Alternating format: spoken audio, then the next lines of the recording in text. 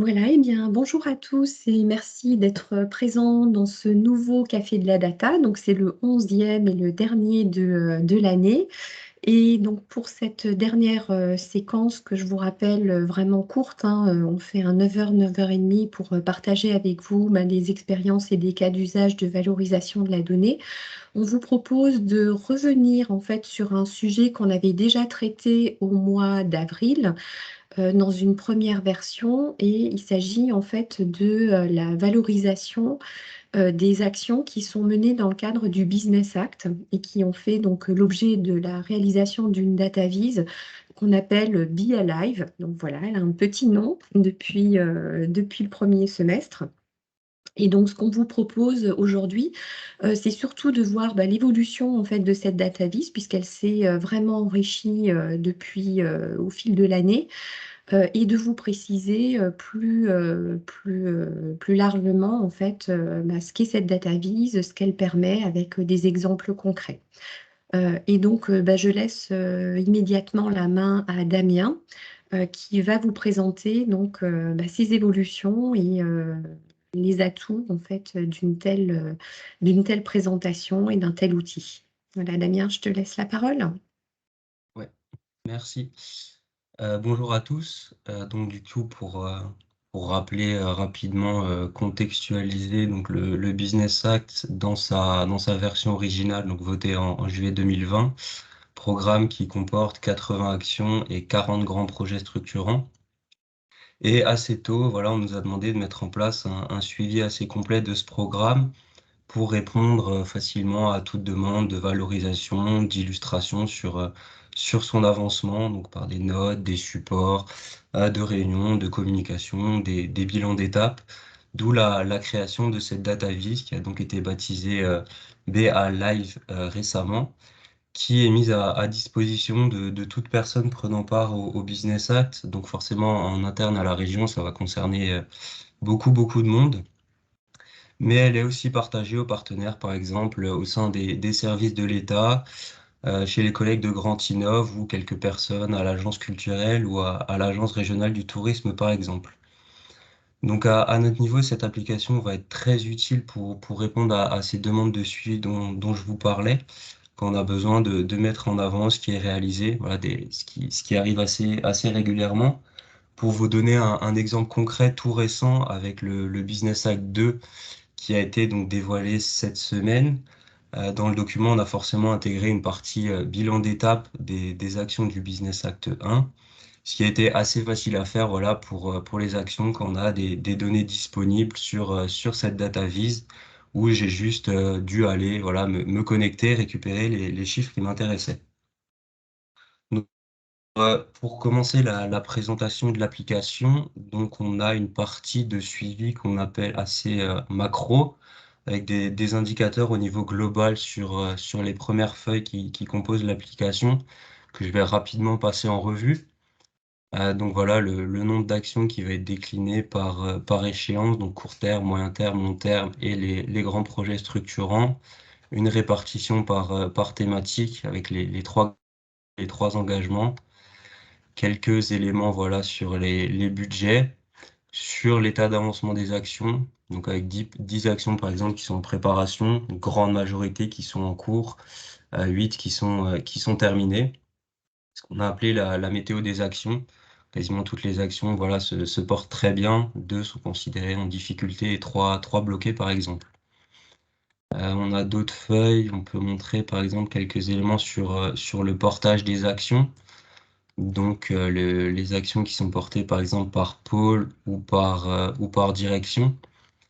Si j'utilise ici un filtre par exemple pour afficher les actions de la thématique écologie, ce sera très logiquement, voilà, en majorité à la DT3 ou à la mission bioéconomie que ces actions vont être portées par exemple. On peut aussi retrouver un listing des actions tout simplement avec leur petite fiche d'identité. Voilà, ici on a la liste complète des actions avec quelques infos générales et toujours les filtres qu'on peut appliquer donc sur le type d'action, la thématique, l'état d'avancement ou la météo de l'action. Si je veux afficher par exemple les actions qui sont considérées comme terminées. Donc voilà, l'enquête télétravail qui a été bouclée cette année. Le forum Entreprendre dans la culture qui a eu lieu au mois d'octobre.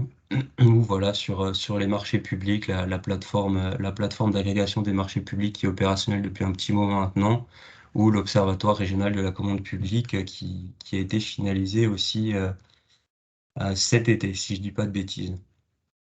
Donc voilà pour cette partie un peu générale et pour répondre à la demande de suivi très fine de suivi très fin, pardon, des projets. On a mis en place un travail pour définir des indicateurs au niveau individuel pour chaque action. Donc là, ça se fait en collaboration, bien sûr, avec le chef de projet qui pilote l'action. L'objectif, c'est que chaque action ait son petit tableau de bord avec ses indicateurs propres pour un suivi détaillé des projets qui nous sert donc par exemple pour les exemples de suivi que je vous ai cités précédemment. Donc sur notre dernière présentation en avril, on avait 5 actions qui avaient leur datavis propre, leur feuille. Si j'ouvre le menu ici, c'est celles qui vont être situées ici.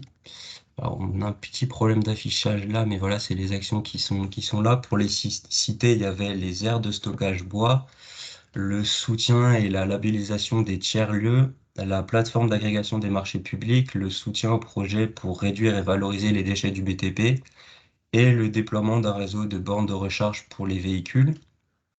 Ces 5 actions ont donc beaucoup servi d'exemple et de test pour le développement de la suite de la data vise. Et aujourd'hui, on a 13 actions supplémentaires qui ont leur feuille individuelle avec leurs indicateurs qui ont été construits. Donc, on a 2 grands projets que sont Predict Test et un projet territoire d'industrie dans la Meuse. Et sur les actions, pour les citer aussi, sur la thématique écologie, le dispositif d'appel à initiative citoyenne, l'accompagnement des entreprises pour les positionner sur des salons étrangers, le soutien au projet de bioéconomie, le déploiement du très haut débit, l'accompagnement des startups pour l'accélération de leurs projets en intelligence artificielle, le soutien aux entreprises pour l'intégration de l'intelligence artificielle aussi, la conférence régionale du sport, le cycle de masterclass commande publique, la charte des entreprises engagées pour la nature, le dispositif Grand Testeur et les opérations de rénovation des bâtiments de la région, notamment les lycées. Et à ce décompte, on peut ajouter l'action qui porte sur le dispositif PASS, donc parcours d'acquisition des compétences en entreprise, qui a sa propre data vise, qui a été présentée donc sur ce créneau du vendredi au mois de septembre. Et donc pour rentrer un peu dans le détail et montrer voilà, le panel de ce qu'on a à disposition comme visualisation et comme restitution, je vais présenter rapidement trois actions plus en détail. Donc, je vais passer par le sommaire sur la thématique écologie. Donc ici, c'est l'action. Alors, on a un petit problème d'affichage, je crois. Ah non, c'est de ma faute. C'est parce que j'ai pas enlevé les filtres. Voilà, maintenant c'est bon. Donc l'action que je disais sur la thématique écologie des 150 initiatives citoyennes soutenues pour susciter l'innovation et la créativité. Donc un appel à l'initiative citoyenne pour le soutien de projets sur la thématique de l'environnement.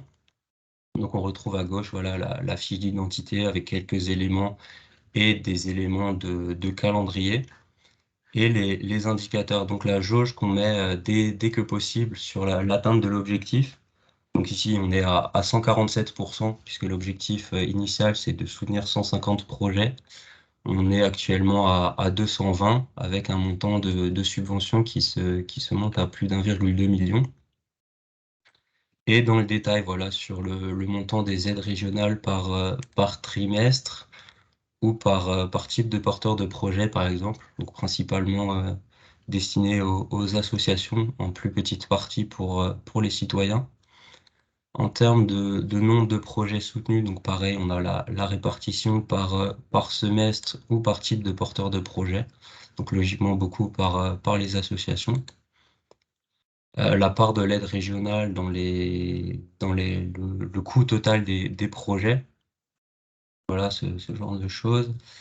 Un trimap sur la répartition thématique des projets, puisqu'il y a 4 thématiques possibles, que sont biodiversité, eau, économie circulaire et énergie. voilà la répartition en fonction des semestres toujours.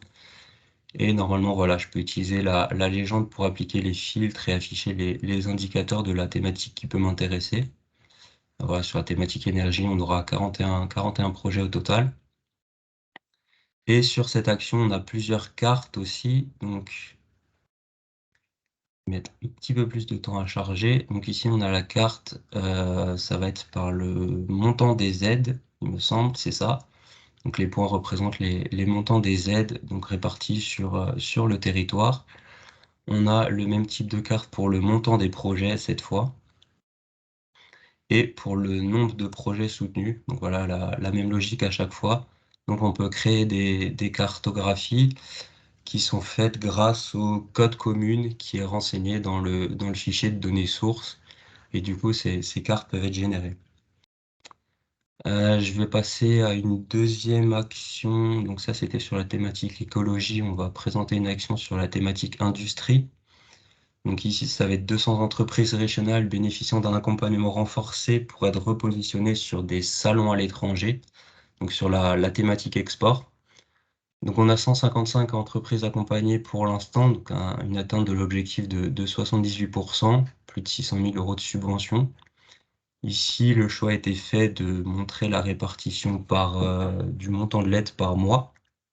Donc, vous voyez les différents chiffres, avec un pic au mois de novembre, par exemple. On a des axes d'analyse un peu différents ici. Donc, par exemple, le secteur d'activité des entreprises bénéficiaires. Alors, il y en a forcément beaucoup. Je suis pas sûr que ce soit très lisible, mais voilà, on peut avoir la répartition selon les différents secteurs d'activité des entreprises qui bénéficient de ce dispositif. On l'a par taille en effectif salarié des entreprises, donc PME, TPE et ETI. Donc les PME et TPE qui sont surtout les cibles de cette action. Par département, évidemment, la répartition territoriale. Le type d'opération, parce qu'on a des salons ou des missions de prospection à l'international, ou par format, donc beaucoup de présentiel, un petit peu de digital, ou par filière d'intervention, donc la thématique des salons concernés. Donc ici, les choses sont un peu coupées, mais on a numérique, il y a ici beaucoup d'agroalimentaire, un petit peu de thématiques environnement, de santé, medtech, biotech ici. Puis voilà, différentes thématiques qu'on retrouve un petit peu dans les projets soutenus. Voilà, et on a la même logique sur le nombre d'aides. Voilà, j'ai présenté le montant des aides. On a la même logique sur le nombre du coup d'entreprises qui sont soutenues, avec exactement les mêmes axes d'analyse du coup, pardon. Voilà, qu'on peut faire afficher, qui sont les indicateurs qui sont déclinés selon tout ça, avec toujours la logique du filtre, hein. Ici, je peux appliquer, si je veux l'exemple des TPE, représente 53 entreprises accompagnées pour un montant des subventions de 200 000 euros par exemple. Voilà pour cette action. Et une troisième, peut-être un petit peu différente. J'avais pensé à la conférence régionale du sport, donc organisée en mars 2021 et qui se décline ici par le soutien à des projets donc du secteur du sport, par les différents partenaires qui peuvent être engagés dans cette démarche. Un montant engagé qui est déjà assez conséquent avec plus de 5,6 millions d'euros. Un nombre total de partenaires engagés qui est de 1 pour l'instant, qui est seulement l'État à travers l'Agence nationale du sport, en plus de la région bien sûr, et un nombre de projets soutenus qui va être de 71 pour l'instant. Ici, on n'a pas la jauge du taux de réalisation puisque voilà, il y a pas d'objectif chiffré. Donc les montants engagés par les partenaires, on peut avoir il y a deux axes de développement sur cette action, donc soit un axe de développement investissement, soit un axe de développement emploi. Donc on a cette répartition des montants engagés selon ces deux axes. Le nombre de partenaires sur les axes, donc qui est de 1 pour l'instant.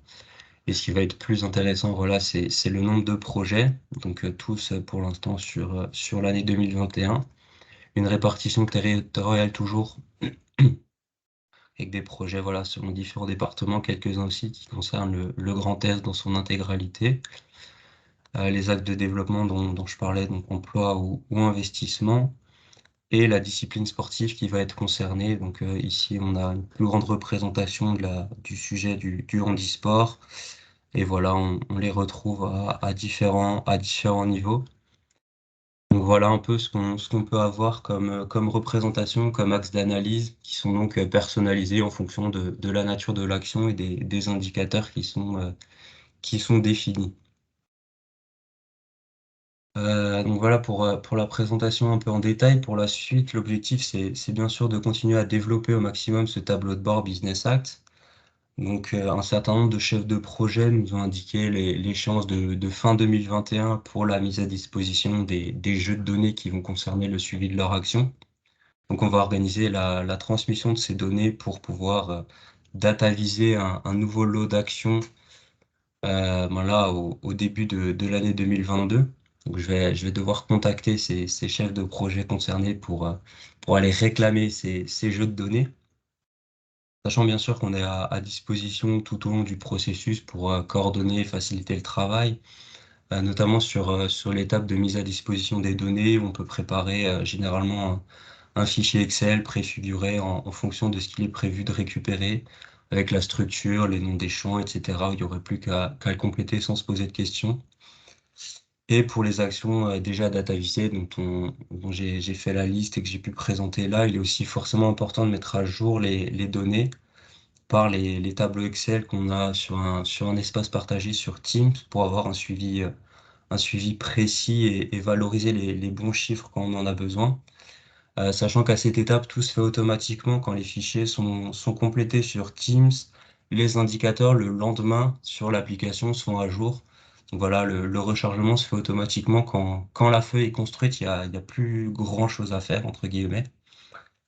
Donc voilà, je vais conclure sur ce point. Il va être important de nous mettre à dispo les données forcément, de les mettre à jour régulièrement pour qu'on ait voilà, un tableau de bord complet, l'enrichir au maximum, au continu, et qu'on puisse voilà, avoir un beau suivi du Business Act et de ses nombreux projets, d'avoir un suivi un peu centralisé et assez fin.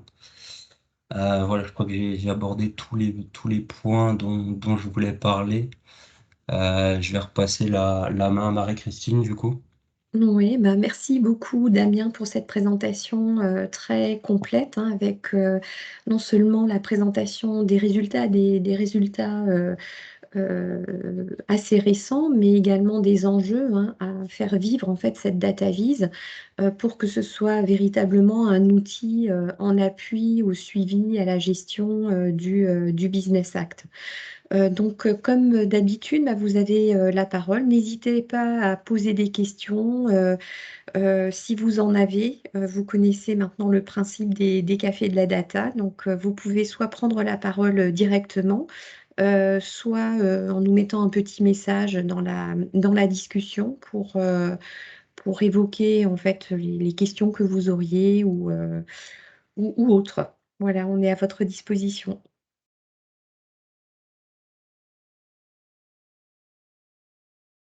Est-ce qu'il y a, ah, Séverine, vas-y. Oui, bonjour, bonjour tout le monde. J'avais une question par rapport au périmètre thématique, en fait, entre les différentes actions. Est-ce que, ces périmètres sont les mêmes, par rapport, par exemple, quand on parle de bioéconomie, de santé, et du coup, si elles sont pas les mêmes, est-ce que enfin, pour du coup, j'imagine que c'est compliqué pour agglomérer, pour avoir une vision globale sur l'ensemble des actions sur une thématique précise?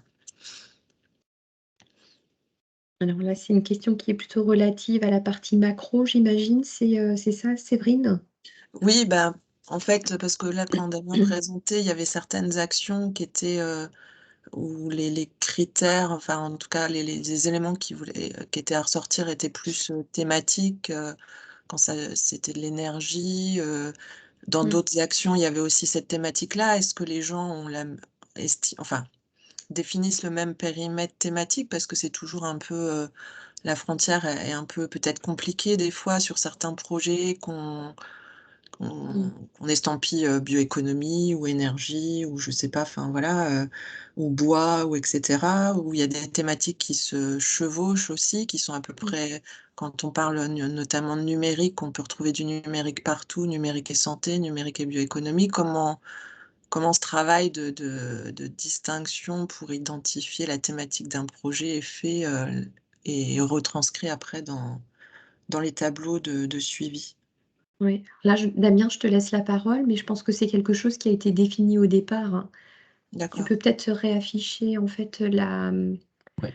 la présentation.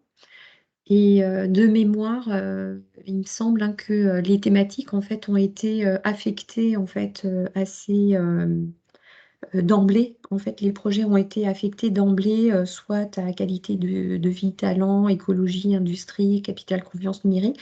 Donc à ces 6 thématiques. Et après, vous voyez que vous avez aussi les GPS, hein, les grands projets structurants, qui là pour le coup sont très transversaux et qui justement ont été déposés en fait dans cette catégorie-là parce qu'ils étaient transversaux et très structurants. Damien, je dis pas de bêtises, je te laisse Ouais. compléter, hein. Après, je pense que la question portait plus sur les thématiques qu'on peut avoir dans les actions Mmh. au niveau individuel, par exemple, sur cette action D'accord. que j'ai présentée, Oui, avec voilà, par effectivement exemple. ces D'accord. thématiques-là. C'est vrai qu'on s'est posé la question de pouvoir voilà, agglomérer les résultats pour faire des bilans un peu plus larges, Mmh ce qui s'est avéré assez compliqué à cause du choix d'individualiser au maximum les indicateurs. mh. Sachant qu'à chaque fois, voilà, les thématiques, les différents axes qui sont choisis par le chef de projet individuellement pour son action. Donc c'est vrai que le croisement peut être un peu compliqué. Après, j'imagine que des chefs de projet qui viennent voilà, de la même direction auront un peu la même définition des différentes thématiques qu'ils traitent. Mais c'est vrai qu'en transversalité, je pense que les périmètres peuvent être un peu compliqués à croiser. Mmh. J'avais voilà commencé un peu ce travail de croisement des indicateurs pour un moment voir ce qui pouvait être mis ensemble, mais on restait sur du très général. C'est vrai que Mmh. sur le suivi très précis comme ça va être compliqué de globaliser les résultats qu'on a. Ouais. D'accord. OK.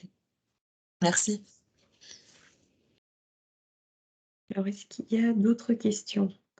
Est-ce que ça motive, les chefs de projet qui n'ont pas encore transmis leurs données, pour dataviser l'action qu'ils pilotent?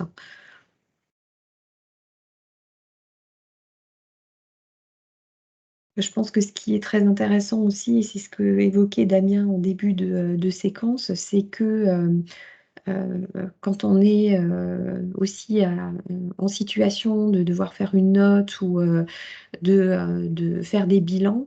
C'est vrai qu'à partir du moment où on bénéficie, de cette data vise, à jour, c'est, très confortable parce que ça permet, de manière, quasiment instantanée de livrer les données sur l'état d'avancement du projet, sur, les différents indicateurs qui, ont été définis en amont et qui sont a priori importants, pour poursuivre l'action. Donc ça, c'est quand même des éléments qui sont, importants. Alors certes, ça nécessite un peu d'investissement, au départ, mais une fois que le travail, de définition est fait, que la mise en forme est faite, ça constitue quand même des supports hyper intéressants. Voilà, donc écoutez, s'il y a pas de questions, supplémentaires, je vous propose de clôturer cette séquence. Ah si, pardon, il y a une question de Benjamin Legrand. Je vous laisse la parole. Oui, bonjour à toutes et tous. Et désolé, je suis dans un bus en voyage d'études. Alors, si ça coupe un peu, je m'excuse d'avance. Mais je voulais vous remercier pour toute cette présentation et tout le travail qui est fait. Et réagir à ce que vous venez juste de dire sur les indicateurs et leur enrichissement. Cette data vise, elle est indispensable pour nous. On est entré dans une phase où on essaye de transformer un peu l'action publique territoriale dans une logique partenariale avec l'État et un certain nombre d'autres acteurs. Ce suivi, il est essentiel pour nous. Et le fait que certains indicateurs soient encore mal renseignés ou difficilement renseignés, j'espère qu'on arrivera rapidement à le corriger et peut-être à l'actualiser aussi du Business Act 2, et je ne sais pas si c'était aussi le sens de la question de Séverine, mais peut-être maintenant il faudrait qu'on ait une case santé et qu'on arrive à le faire évoluer un peu à la marge. Mais en tout cas, juste voilà, rappeler toute l'importance qu'a cette data vis pour nous en termes de suivi et de pilotage, parce que c'est extrêmement précieux de pouvoir en 3 clics aller chercher directement l'information là où elle est. Donc voilà, je veux juste globalement remercier et rappeler à quel point tout cela était vraiment très important pour le cabinet, pour le président, pour l'équipe. Merci beaucoup pour ce complément et qui montre aussi, l'intérêt en fait d'investir en fait sur des data vis pour orienter, l'action, publique. C'est vrai que c'est vraiment, très important. Merci à tous. Je vais, conclure donc cette, séquence. Vous souhaiter de très bonnes fêtes de fin d'année et on vous donne rendez-vous pour le prochain Café de la Data. Ce sera plutôt à la fin du mois de janvier, le 28 janvier, et on vous précisera, d'ici là, le sujet qu'on traitera. Voilà, merci beaucoup à tous pour votre participation et à très bientôt. Au revoir. Merci. Au revoir. Merci, bonne journée. Merci, au revoir. Bonne journée. Au revoir.